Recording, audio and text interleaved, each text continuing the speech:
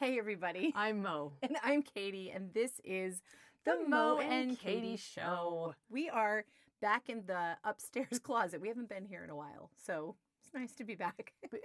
Because it's a sound booth and because we have construction going on in the backyard. That's right. So we were going to record in the basement, which is where we normally record. Because there are so many lovely options in the basement of backgrounds. But that's where on that level is where the construction's happening. Yes. So we said, you know what, let's record all the way upstairs on the opposite side of the house. And that is where the construction crew is gathering the materials. They're in the driveway. It's right outside. But the basement was where your dog almost swallowed a skee ball. Yeah, it is. Yeah. We had a moment. This was a while ago. My dogs have had lots of moments. I have a history of swallowing things they should not swallow. Yeah. And then being stuck in their stomachs. And spitting out pills, which they should swallow. Anyway. It's very complicated. It is. It is. Well, today, in the spirit of disrupting monotony, which is something that we like to talk about, positive disruptors, people that shake up the norm for good. So that's what we're talking about. Today we are Define good. Oh. For the weird. This is shaking up the norm for the sake of the weird. That is good. Is that fair? Yeah. Okay. Last Saturday, the first Saturday in May, we attended the East Coast, it's the East Coast Championship for the Kinetic Sculpture Race. And it took place at the American Visionary Art Museum in downtown Baltimore. It was fabulous. It was amazing. I told Mo, I think I smiled for like 3 hours straight, like did not stop smiling. Yeah. But okay, so what a better thing to take a deep dive on today. So, but let's dissect if we can, because I'm an overthinker by trade. Surprise. Yeah. Supplies. Oh, I see. That wasn't an Asian joke. Okay, listen. So why were you so happy there? Why were you so happy there? For several reasons. I love like just color and cacophony and weirdness, and it was just all like a fire hydrant spitting out all of that. It was wonderful. And everybody was so friendly and everybody was so happy. And everybody was so weird in the best possible way. We have pictures. Let's backtrack a little bit. Not us. So let's backtrack a little bit and talk about what the Kinetic Sculpture Race is. And before we do that, I want to give a shout out to Mary. She proudly tells everyone she is my oldest piano student. And Mary has been talking about this race to me, and then I've been telling Mo about it for a couple of years now, and we've never quite been able to make it. So I put it on my calendar this year, and then we talked to her and made all these plans. And thank you, Mary, because we knew where to park. We knew like all the logistics. But it was wonderful hanging out with Mary and her husband, David, who are lovely people. Yeah. So we really owe this experience to them. And shame on us for not knowing about this sooner. But. Yeah. Yeah. And the funny thing is so let's go explain what the Kinetic Sculpture Race is. We'll talk about we'll talk about the Baltimore. We'll talk about what we experienced, and we'll start there. Yeah. I don't know how to explain it, but I'm going to try.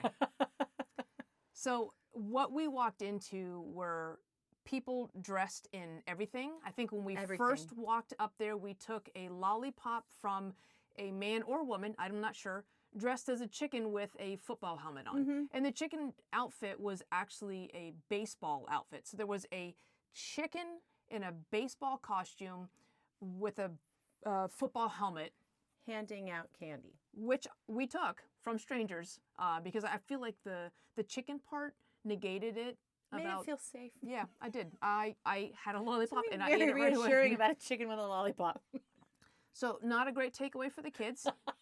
Do not take Don't candy take candy from strangers unless it's a chicken in a baseball uniform wearing a football helmet. And in his defense, there was no windowless van. There were also no puppies. So it's kind of figuring out what that is. Anyway.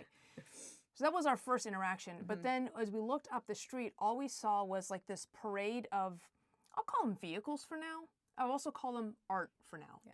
But the rules of the Kinetic Sculpture Race are these vehicles have to be human powered. So either by pedaling a bike type thing or pushing or pulling, human powered, no motors or anything like that. They need to be able to go over land in mud and then enter the water. And they have to be able to survive in the float, I guess. They go into the water, go around a pier, and come out of the water, hopefully in one piece. Yeah. We'll see. They all have to have a sock monkey Or a sock creature. They're a little free with that. It doesn't have to be a monkey. Sock creature on them. And the other thing we saw, though, when we pulled up, the first thing we noticed when we parked the car and turned around, bubbles. Oh, yeah, lots of bubbles. A bubble machine. Yeah, I'm a big fan of bubbles. If you show up at an event and there's a bubble machine, you're living your best life. Yeah. Just saying. I think we are actually going to start incorporating bubbles with our performances. Yeah, and I think they should be flavored. I do have video of Mo eating bubbles out of the air. I do love eating the bubbles. It happened. Yep, it did. It did. I can vouch for that. Are you charging your watch so you don't miss any steps? I am. Oh my gosh. Listen, last night I made it to 10,000 steps by just standing up from the couch. I'm like, I'm good. Done. I'm done. Roll me to bed. Yeah. After I sit down. Okay. So anyway, the Kinetic Sculpture Race in Baltimore, this was their 25th anniversary. It's 25 years of doing this. And this is where I'm going to go just geek out and just like, what the hell? This is where I'm going to get my... Fair. So every year has a theme. This year's theme was... Play. I mean, I feel like that's kind of a given. Yeah. But let's go ahead and back up to when this started. And not 25 years ago, but in 1969, I want to say. Mm-hmm. Hang on, we're going to refer to notes now. We're going to talk about Hobart. Yes. So 1969 is when this started. And Hobart Brown. Hobart Brown. Yeah. Hobart Brown is the brainchild behind this. So this all starts with Hobart Brown. And what happened to Hobart Brown? Hobart Brown, first of all, he was considered like a true Midwesterner. Okay. Like he was a child of a teenage mom. He moved to Oklahoma during like the Dust Bowl. Like he had this whole story about how he is like Americana, like in person, like everything about him. But I believe it was his son, wanted something done different with his tricycle. As one does. As children do. And so Hobart turned it into a pentacycle. He added a whole bunch to it, made it tall. It ended up, do the math. You worked at the Pentagon. You should know this. I know, but did he make it like 5 times as big? No, it ended up having 5 wheels. And it was big, though. It was very tall. And it's actually still on display in California. Oh, nice. Yeah. Okay. So, but yeah, that started the whole thing. Yes. So, and I think Hobart was an artist, right? Mm-hmm. He was an artist, and another artist, seeing said pentacycle, challenged him. So this guy, Jack, was another artist, challenged Hobart to a race with that pentacycle. He challenged him to a race down Main Street on Mother's Day. Yes. So Mother's Day came. So Hobart with the pentacycle, Jack the challenger, and 10 other people came with these, whatever you want to call it, these kinetic sculptures that move. And they raced. And it says neither Hobart nor Jack won the race. Bob Brown, no relation to Hobart Brown, he actually won, and he won with a kinetic turtle. So I just thought that was fitting, giving your turtle. My affinity for turtles. Yes. But it was then that Hobart was claimed the glorious founder of the race. Yes. And that started it. Yes, it did. And then it continued to grow. It says that in the 1970s, the race courses get a little more technically challenging. They started bringing in other elements, water, sand, all of that stuff. And that leads us to Rebecca Hofberger, who is the one who brought it to the East Coast. So Baltimore, the race in Baltimore is the East Coast Kinetic Race Championship. Okay. Did she bring it to Baltimore, or did she just bring it to the East Coast? She was the founder of the American Visionary Arts Museum. Oh, okay, so she brought it to Baltimore, therefore bringing it to the East Coast. Gotcha. And so I thought this was really interesting. So the first year that they did it, AVAM, American Visionary Arts Museum, built their own sculpture to race. Do you know what it was? Was it Fifi? Well, it became Fifi. So the first couple of years, it was a big bird known as the cha-cha bird. It was an impressive sculpture. It was very big. It was the inspiration to all the others. 2 years later, in 2001, the chicken was rebuilt into Fifi, and it has been Fifi ever since, and Fifi is the mascot of the race. Ah. Now, we have a video of Fifi. Now, Fifi is a big-ass pink poodle. V-A-P-P. She's a backpack. I mean, it was massive. And so the kinetic sculptures, amongst other things, have height and width requirement and length requirements too. So we saw why there was a height requirement. We did. And we were wondering if either the trees didn't get trimmed properly or Fifi wandered off the path. Fifi might have grown. But we have a video. Yeah. Fifi was pretty big. When I say big-ass poodle, Yeah. She got her little poodle head cranked around. Yeah, and it was impressive that we caught it on tape. It was great. You can hear everybody just going, oh, Fifi. But yeah, so this big pink poodle's coming down the path at us, goes to these trees, and the head turns around 180 degrees. It's exorcist but stuff stays right on. And then, like, a couple miles later, we saw Fifi, and her head was back the right direction. So, yeah, kudos to the... Fifi got her head on straight. Yeah. But I kind of, to me, this reminds me of Rube Goldberg. Yes. Like, it's just like these over-engineered things. But again, when you have to cross land, when you have to be able to go through the mud, when you have to be able to go through the dirt, and you have to be able to float, and do it for time in race, there's a lot going on. There's a lot going on. So you all get your head turned. Do you know what I mean? The reason that it was, so the first year, Hobart worked with the Baltimore, the Baltimore group to get the course together, and they decided they had to have a water element. So what does they California not have a water element? Yeah, so there's this bigger actually. They go across the whose is bigger? The Humboldt Bay. California's water element is a lot bigger. Here we just go in at the Canton waterfront. They go down around a pier and back out. But there is an award. Did you see who won it this year? The award this year for monkey? Oh gosh, yes. Did you see? So the Golden Flipper Award was the most interesting water entry. And did you see the picture of the big bear? All tipped over on the side, yeah. Didn't go well. So there are all kinds of prizes. But let's back up just a little bit. Okay. Going back to why this is a positive disruptor. So here's where I get what the hell, like what. This is rooted in jealousy. I'm going to admit that. Okay, fair. But Hobart Brown had this. First of all, it wasn't his idea. He was challenged. So I'm all for. I'm a competitive person. So like, son wants. Really? Yeah, I am. I'll prove it. You want to race? Okay. But I bet you I'm more competitive than you are. No, I'm definitely more competitive. So we'll talk about it later. Okay. All right. But. So he creates this structure, whatever, and it was playful, with something for his son. His son wanted something. I'm sure it's not practical. Nobody else has another one like it. Yes. But then his artist friend challenges him to a race. So he's like, okay, do that. And then all of a sudden, 10 other people show up. So on Mother's Day, you've got 12 people racing down Main Street, which was probably a sight to see. I'm like, what is happening here? I don't know what the sculptures look like besides the kinetic. And the moms are like, I thought we were going out to lunch. Yeah, like, no, this is for you, honey. But giant pink poodle mom, just for you. But so that becomes a thing, and then next year they recreate it, and they recreate it, and they recreate it. I love the fact that it has stood that test of time, and so, but it is so weird, and it's so positive, and I think it's because it's weird. And you had made a comment and an observation about weird people. Mm-hmm.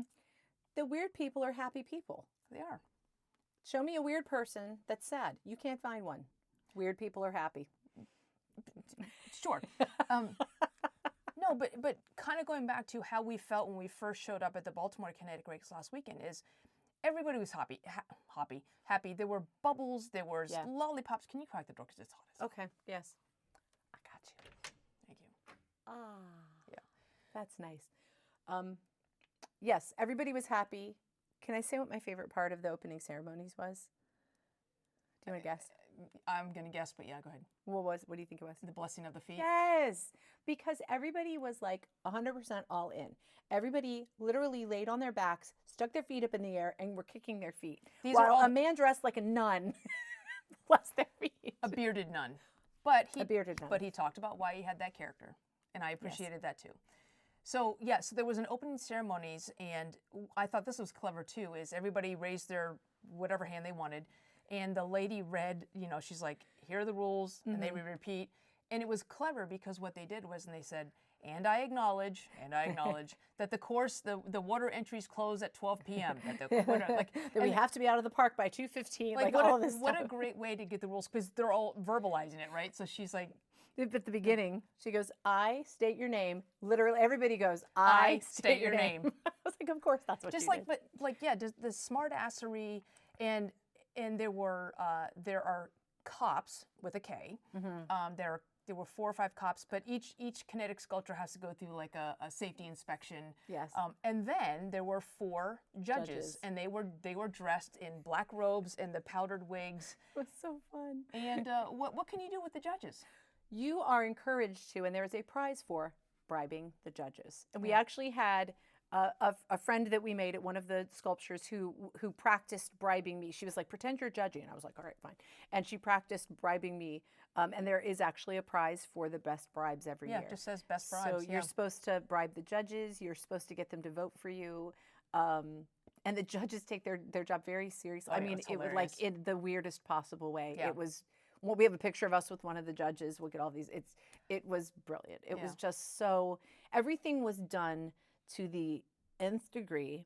And it's funny because it was legit an event though. Like a race really took place, but everybody just leaned into the weirdness and had so much fun with it. Yeah, and I think, again, being a competitive person, when you think about races or who's going to win and awards, like there is that competitive spirit, and that what this race brought out that I absolutely love was the collaborative nature. It was competitive, but people were collaborating, and people were, you know, if somebody needed duct tape, they were passing it back and forth. There was this camaraderie among everybody. Yeah. It was really cool. And so some of the awards, to speak about some of the awards. I was just gonna say that. My favorite is, which one's my favorite? So one of the ones is Worst Honorable Mention, which is this is how it's described. The lowest award known to humankind. This is given to the sculptor whose half-baked theoretical engineering did not deter its pilots from the challenge of the race. So it's just, like, I mean, this sucks, but we're going to enter it anyway. Yeah, where's the one My favorites, the the Grand Mediocre Champion. That is the sculpture that finishes right in the middle. And that's including time penalties and everything else like that. Middle. And the next to last. Which is exactly what it sounds like. Next to last. Yeah. And then they have a lot that are like, you know, people's choice. We got to vote. We had she introduced herself as the survey chicken. In the rule books. Survey chicken. In the rule books, it says the kinetic chickens will be coming around and taking your votes. But the survey chicken. She was very proud to be the survey chicken. Yeah, she had a clipboard, again, very official. And I think that's one of the things we talk about comedy. And it's when a funny thing is done in a serious manner, or a serious thing is done in a funny manner. So this is a serious thing done in a funny manner. And I think that adds to because people, I mean, when the horn went off, people were racing, people were passing running each other. Down the hill. Oh, yeah, it was so good. So again, I think that's part of what made it funny. It's a serious event that is done in a humorous way. Yeah. And I think that was really cool. And I think it's also really cool when something lasts 25 years. So I noticed after the race that one of my piano students, I have this 13-year-old boy, I think he's 13, piano student who had been at the race because his parents posted pictures. Oh, cool. Well, not only had his parents posted pictures of he and his sister at the race, but there was also a picture of him on his mom's hip when he was a baby with the TikTok croc behind them. Oh, wow. So like that TikTok croc has been re-engineered and entered into the race several times, and it's like you can literally watch your kids, you know, grow in front of these. Oh, that's so cool. Things. So I sent him the Fifi video because nice. I was like, oh, did you see what happened to Fifi's head? And he was very excited. Yeah. So, but I love the fact that somebody, again, like you said, just leans into that. And I think, I know growing up, I was always the weird one. I was always the odd man out. And I think this celebrates the weird. I mean, we definitely, you know, for the first time in a long time, we were not the weirdest people there. I would say, were mildly normal. Yeah. I don't want to go that far. And then even they handed out these whistles, and then afterward you could take the whistles to the gift shop and get a little prize. Yeah. You know, get a little pair of heart-shaped sunglasses. Yeah, just everything about it was celebrating the weird. It was celebrating creativity. But what I love the most, and I always label myself as an unsuccessful. What do I say? Unsuccessful failure. Successful failure. I don't know what it is anymore, but they celebrate failure, and they celebrate especially like spectacular failure. I need to find where's the golden dinosaur. Okay. The Golden Dinosaur Award. Talk about celebrating failure. Is awarded to the first sculpture to break down or to the most memorable breakdown. And a spectacular breakdown. Yeah, I mean, I think there's something to be said for celebrating failure. I was trying to see who won the gold. It's fun to go back now and now that we know things. Yeah, see the bear in the water. Who got Golden Dinosaur this year? Oh, there's best pit crew, worst honorable mention, next to last. Oh, the pinball wizards apparently did not fare well in the fare well entry. in the water. It's spectacular. It looks like, there's a little bit of a deconstruction there. Yeah. That was a cool float. They had a wizard mannequin facing like backwards and a pinball machine with like a little display. It had the LED like display and like it. But here's something that that I really like. So what award were we talking about right before then? Golden Dinosaur. The Golden Dinosaur. The breakdown Was actually that award was named by Lawrence J. Peter, who was in charge of the Peter Principle. And one of the quotes from the Peter Principle is, "Money doesn't always buy happiness. People with $10 million are no happier than people with $9 million." So proof right there. Yeah. But here's the quote that I love from Hobart Brown. And to me and they actually said this during the oath or during the opening ceremonies, was, "We're adults having fun, so kids will want to get older." And I love it. Again, that whole spirit of play, which I know that was this year's theme, but I feel like that's kind of the theme every year. Yeah. It was just spectacular. So I guess my question would be, who knew about this? I mean, we've known about it for 3 years. Yeah. We finally got to go, and I want to go next year, but I want to go to where the water entry was because I want to see people spectacularly failing. I know. I think next year it's going to be a whole day. Like, Yeah. let's go have lunch, and then we'll go to Can Waterfront, then we'll go to Patterson Park. Yeah. And then, like literally they start at, we were there at 8:30 because we wanted to be there plenty of time to see We everything wanted to take before the candy opening from strangers. ceremonies, which we did. And the award ceremony is like 6-7 p.m. So Yeah. it is literally all day. Yeah. So I think next year we might just make a whole Pack a make a lunch. whole day of it. Or just get more lollipops. I think our call to action could be a couple of things. First of all, what spectacular events are going on in your area that you need to know about and need to attend? And we need to know about, because we need to attend. And then we can come with you. Yes. So that's, I think, the Is first this on thing. Atlas Obscura? I wonder if this is. Ooh. But it's an event. So I don't The know. AVAM might be. The museum itself might be. Which is another plug for Atlas Obscura, which is what we Atlas use whenever we travel, is just go into We've entered a lot of locations, but yeah, Atlas Obscura is the jam for finding the weird. And a lot of our unforgettable experiences have happened because of Atlas Obscura, Big Mac Museum, the Gum Wall. Oh yeah. So, first call to action, what's going on in your area, or that's maybe a couple hour car ride or train ride away that you could go be a part of? I promise you there's something weird and wonderful going on, so find out about it. Second thing, I would say, call to action, just lean into the weird. Yeah, it's fun. Absolutely. Just lean into don't judge the weird, lean into the weird and have fun. Yeah. Just honor your weird. I think that's my biggest thing. Yeah, I think that I had such a good time when I go back through pictures. Again, it was just so amazing, that feeling of just joy, weird joy, and joyful weird. I don't know. It was delightful, and I think even more to get to experience it with you, to get to experience it with my best friend was amazing. And then Mary and David were there, and we got to hang. And Mary's just she's such a light. She's so positive, and just they both love life. So just to be there with those kind of people, like. I feel like in any of those situations, somebody could find something to complain about, but I think you would be hard pressed to find something to complain about at this parade. Yeah. At this race. So. Yeah.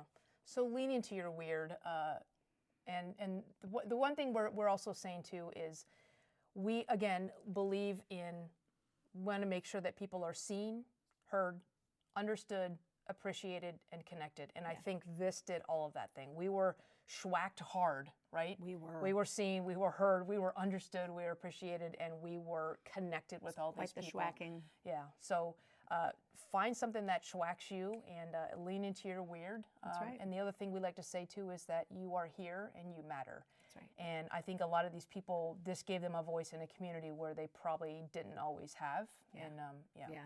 But it did. It even highlighted some groups, like there were a lot of schools that entered. I ran into a friend of mine who was there representing people with disabilities, and some of the young people with disabilities actually joined them and did part of the race with them. Yeah. So absolutely, you are here and you matter, and we see you and we hear you. We want to hang out with you. All the things. Thanks for being you, and just lean into all that weird. Yeah. Please. Makes us look a little less weird. So. I don't think it is. Yeah. So just remember, from the monumental to the mundane, life is filled with unforgettable experiences. We'll see you next time. Bye-bye. Be weird.